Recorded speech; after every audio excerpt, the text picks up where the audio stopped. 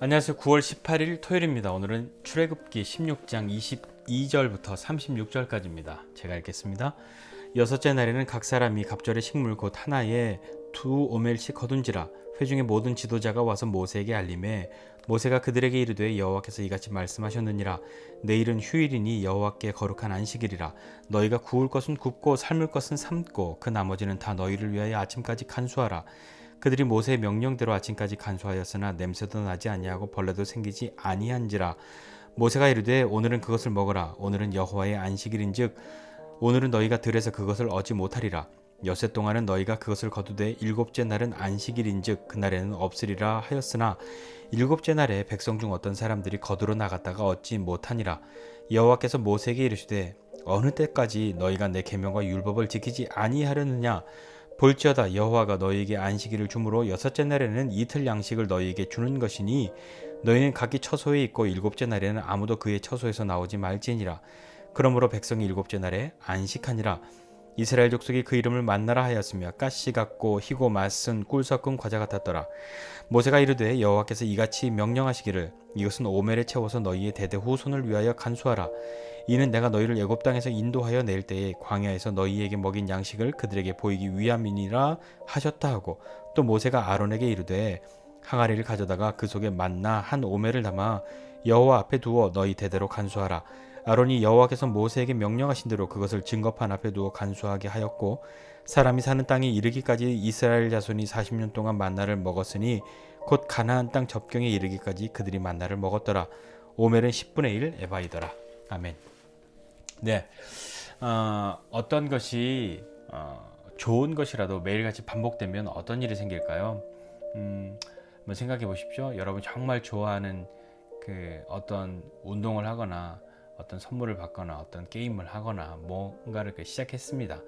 처음엔 끝내주죠. 그런데 그걸 매일같이 하고 있다고 생각해 보십시오. 어떻겠습니까? 처음에 그 감격과 기쁨과 놀라움과 설레임과 그런 어떤 기대가 꾸준하게 그렇게 이어질 수 있겠습니까? 아마 우리 인생 중에 거의 대부분은 그런 상황이라면 그 처음에 그것을 지키기가, 그것을 유지하고 그것이 자라나기가 여간 어려운 일일 겁니다. 굉장히 쉽지 않은 일이 될 거죠. 기적도 마찬가지입니다. 기적도 처음 경험할 때 굉장히 놀라운 것이지만 만약에 그 기적이 매일같이 일어난다고 한번 생각해 보십시오. 그것이 기적이겠습니까? 매일같이 일어난다면 그것은 기적처럼 여겨지지는 않겠죠. 그냥 일상이 되어버릴 거잖아요. 만약에 우리가 아침에 눈을 떠서 창문을 열었는데 어떤 정말 향기로운 그런 바람이 불어온다고 생각해 보십시오. 기적같이요. 내가 좋아하는 냄새로요. 근데 그 매일같이 그렇게 일어난다고 생각해 보십시오. 신기한 일이 되겠습니까? 놀라운 일이 되겠습니까? 쉽지 않죠. 이스라엘 백성들은 만나를 40년이나 먹었습니다. 40년이요. 여러분 대부분 40년 언저리 즈음에 살고 계시죠? 아직도 먼 분이 계실 거고 이미 지나온 분도 계시겠지만 태어나면서부터 40살 될 때까지 똑같은 음식 재료를 가지고 거의 비슷한 요리 방법으로 된 음식을 먹었다라고 생각해 보십시오. 처음에 이스라엘 백성들도 끝내줬습니다. 와, 세상에 이런 게 다 있나. 그렇지만 나중엔 그걸 가지고도 또 불평합니다. 처음엔 정말 이런 거 없다, 꿀 같다, 어떻다 막 이렇게 얘기하다 나중엔 우리가 이 박한 것 정말 싫어한다 그렇게 말할 정도가 되었으니까요. 자, 이 만나를 거두러 나갑니다. 여섯째 날까지 매일같이 나가야 하고요. 안식일에는 나가서 거두지 않아도 여섯째 날에 2배로 하나님이 거둘 수 있도록 보내주셔서 이 사람들이 나가지 않고도 그렇게 지낼 수 있도록 안식일을 기억하고 하나님 앞에 안식할 수 있는 그런 시간들을 갖도록 하나님이 명령하셨죠. 오늘 읽은 말씀처럼 그러함에도 불구하고 여전히 안식일에도 혹시나 하고 나가서 거두려고 하는 사람들이 있었단 말입니다. 그 이전에는 어떻습니까? 내일 나가기 싫으니까 이틀치, 3일치 막 걷어서 벌레나고 냄새나고 했는데 하나님이 말씀하신 대로 안식일에 안식일을 위해서 여섯째 날에 갑절이나 거둔 그것들은 냄새가 나거나 벌레가 생기지 않았단 말입니다. 말씀대로요.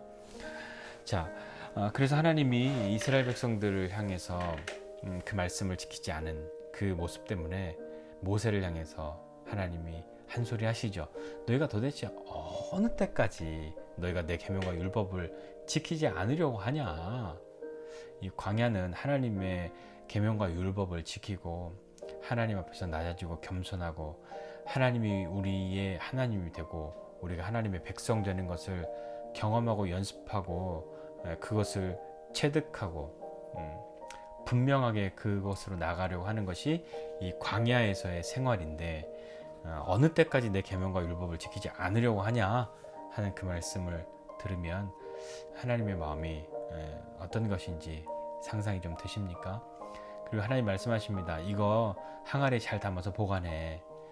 하나님이 이거 너희 후손들에게 보여줘야 하니까 잘 보관해라 라고 할 때 모세가 항아리에 담아서 진고기 앞에 두라고 그렇게 명령합니다.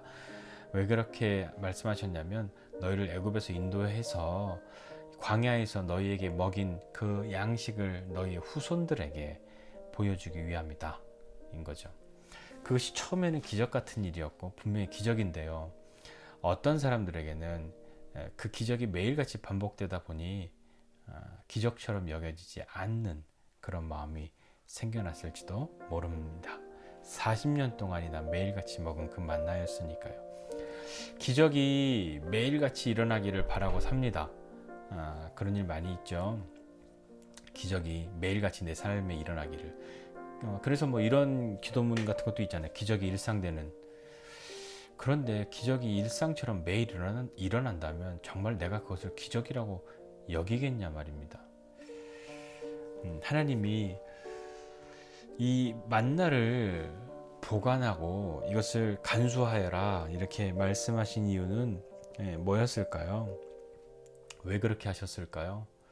이스라엘 백성들이 또 그 후손들이 그걸 보면 도대체 무슨 생각을, 무슨 기억을, 어떤 의미를 깨달아야 했기 때문에 그것을 그렇게 후손들에게 보이라고 그렇게 이야기하셨을까요? 처음에는 기적 같은 그 일들이 반복되니까 일상이 되고 그러니까 신기하고 놀라운 일이었는데 이젠 매일같이 일어나는 평범한 일이 되고 거기서 더 나아가서 뭐 그저 그런 것이 되고 시시한 것이 되어버리는 그런 것이 하나님이 우리에게 베풀어 주신 기적입니까? 자, 그러니 우리는 반드시 기억해야만 하는 거죠. 하나님이 이 만나를 주신 것은 원망했음에도 불구하고 하나님이 주셨다는 것을, 그러함에도 불구하고 베푸신 은혜라는 것을, 광야 40년 동안 먹이셨다는 것을 우리는 40년이라는 그 시간을 이미 알고 있기 때문에 예측하고 마음의 준비를 하지만 이 당시에 사람들이 40년 동안 이거 먹을 거라고 생각했겠냔 말입니다. 기억은 왜곡되기가 쉽습니다. 보통은 다 자기 유리한 대로 기억하죠. 기억을 재편집하고 기억을 왜곡해서 그것을 다시 기억합니다. 그래서 사실이 아닌 것을 사실처럼 기억하고자 하는, 가능하면 긍정적으로 기억하고자 하는 그런 마음들이 대부분의 사람들에게 있죠. 우리의 기억은 특별히 하나님 앞에서의 그 기억은 왜곡이 없는 그런 기억, 왜곡 없이 기억해야 합니다. 분명하게 기억하기 위해서 기록도 하고요. 분명하게 기억하기 위해서 뭔가를 남겨두기도 하죠. 증거를 삼아야 하니까요. 그러니 이스라엘 백성들이 이 만나를 볼 때마다 우리가 배고팠을 때 우리가 기도했더니 하나님이 주신 것이다. 그렇게 기억해야 맞겠습니까? 우리가 애굽에서 나와서 불평하고 원망했음에도 하나님이 우리에게 베푸신 은혜다. 이렇게 기억해야 하는 것이 맞겠습니까? 물론 어떤 사람들은 원망하지 않았다고 말할 수도 있을 겁니다. 그러나 그런 사람이 과연 몇이나 되었겠습니까? 은혜가 은혜임을 아는 것은 하나님 앞에 정직했을 때에 가능한 겁니다. 기억을 왜곡하지 않을 때, 그리고 편집하지 않을 때, 정확하게 있는 그대로를 열어놓았을 때 하나님이 베푸신 은혜가 은혜 되는 거죠. 그 은혜가 있음에도 불구하고 내가 내 기억을 편집하기 시작하면, 왜곡하기 시작하면, 그냥 그 은혜는 그저 그런 것, 있으나 마나한 것, 내가 잘해서 무엇인가 일어난 일로 뒤바뀌기가 쉽단 말입니다. 자, 물론 하나님이 어떤 생색내시려고 보관해라 라고 하신 의미는 아닐 겁니다. 무엇인가 어떤 의미를 가지고 그것을 기억해야 할 것인가, 그것을 살펴야 하는 거죠. 우리도 하나님 앞에 기억하고자 하는 것들이 있습니다. 하나님 베풀어 주신 이 은혜 저는 잊지 않을 겁니다 라고 기도했던 수많은 것들이 우리의 기억 저 너머에 이미 사라져 버리지 않았습니까?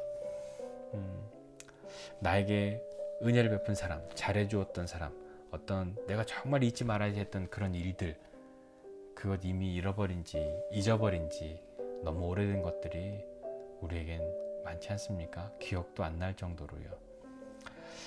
오늘 이 말씀 보면서 하나님이 베푸신 그 일들을 기억해야 하는데 왜곡 없이 기억해야 하고, 그렇게 하기 위해서 기록해야 하고, 그렇게 하기 위해서 증거를 삼을 것을 보아야, 증거가 될 만한 것들이 있어야 할 겁니다.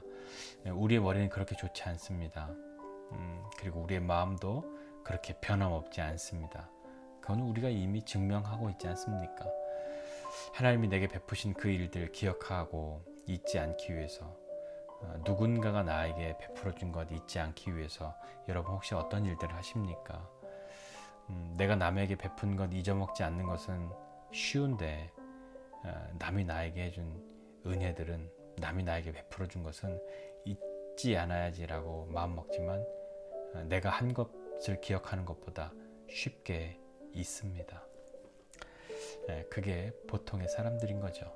자, 오늘 이스라엘 백성들이 하나님 앞에서 이 만나를 간수해야만 하는 그 이유가 무엇이었을까 한번 생각해 보면서, 나에게 이 간수해야 할 만나와 같은 것들이, 그런 일들이, 그런 시간들이 어떤 것인지 한번 잘 기억하고 다시 잊지 않고 하나님 앞에 감사하면서 용기를 가지고 살아가는 저와 여러분 모두가 되도록 오늘도 하나님이 힘주실 겁니다. 토요일입니다. 힘내시고 우리에게 은혜의 시간들이 오늘도 있어지기를 주님의 이름으로 축복합니다. 기도하겠습니다. 하나님 아버지, 은혜와 사랑을 감사드립니다. 하나님 앞에 정직하게 있을 때 은혜가 은혜임을 알게 됩니다. 하나님 우리를 긍휼히 여겨 주시고 은혜 베풀어 주셔서 하나님 앞에 하나님이 하신 그 일들을 잘 기억하고 우리의 기억을 왜곡하거나 다시 편집하거나 하는 일 없고, 하나님 앞에 베푸신 그 은혜가, 그 기적이 일상에서 매일같이 경험될지라도 하나님 그것이 그저 그런 것 혹은 내가 잘해서 얻어낸 것 아님을 잘 알고 하나님을 감사함으로 나아갈 수 있는 우리 모두가 될 수 있도록 주님 은혜 베풀어 주십시오.